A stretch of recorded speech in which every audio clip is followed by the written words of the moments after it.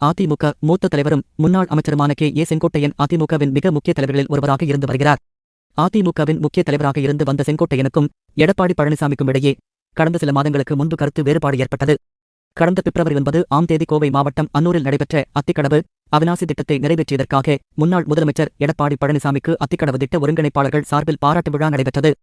இந்த பாராட்டு விழாவில் விழா மேடை உள்ளிட்ட எங்கும் முன்னாள் முதலமைச்சர் ஜெயலலிதா, எம்.ஜி.ஆர். ஆகியோர் படங்கள் இடம்பெறவில்லை என கூறி செங்கோட்டையன் அந்த கூட்டத்தில் கலந்து கொள்ளாமல் புறக்கணித்தார்.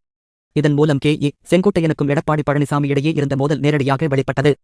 அதைத் தொடர்ந்து பாஜகவுடன் எந்தவிதத்திலும் கூட்டணி இல்லை என்று எடப்பாடி பழனிசாமி அனைத்து இடங்களிலும் பேசி வந்த நிலையில் எம்.ஜி.ஆர். நூற்றாண்டு விழா தொடர்பாக நடைபெற்ற கூட்டங்களில் கலந்து கொண்ட முன்னாள் அமைச்சர் செங்கோட்டையன் கூட்டணியால் மட்டுமே வெற்றி பெற முடியும் என சூசகமாக மேடைகளில் பேசி வந்தார்.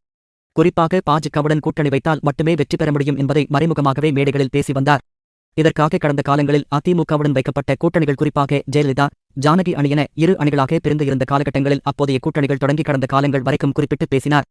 அதைத் தொடர்ந்து பாஜகவுடன் தேர்தல் கூட்டணியை எடப்பாடி பழனிசாமி வைத்ததைத் தொடர்ந்து செங்கோட்டையன் மௌனமானார்.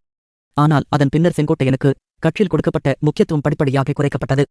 இதனால் அதிருப்தியில் இருந்த செங்கோட்டையன் எடப்பாடி பழனிசாமி கடந்த 2 மாதங்களுக்கு முன்னர் மேட்டுப்பாளையத்தில் பிரசார பயணத்தை தொடங்கிய போது எடப்பாடியிலிருந்து கோபி வழியாகவே மேட்டுப்பாளையம் சென்றார். கோபியில் உள்ள வீட்டில் இருந்த செங்கோட்டையன் ஒரு கட்சியின் பொதுச் செயலாளர் என்ற முறையில் அவருக்கு கோபி எல்லையில் வரவேற்பு கூட அளிக்கவில்லை. இப்படி தொடர்ந்து இருவருக்கும் இடையே கருத்து வேறுபாடுகள் அதிகரித்து வந்த நிலையில் கட்சியிலும் செங்கோட்டையனுக்கு முக்கியத்துவம் குறைக்கப்பட்டதாக கூறப்படுகிறது.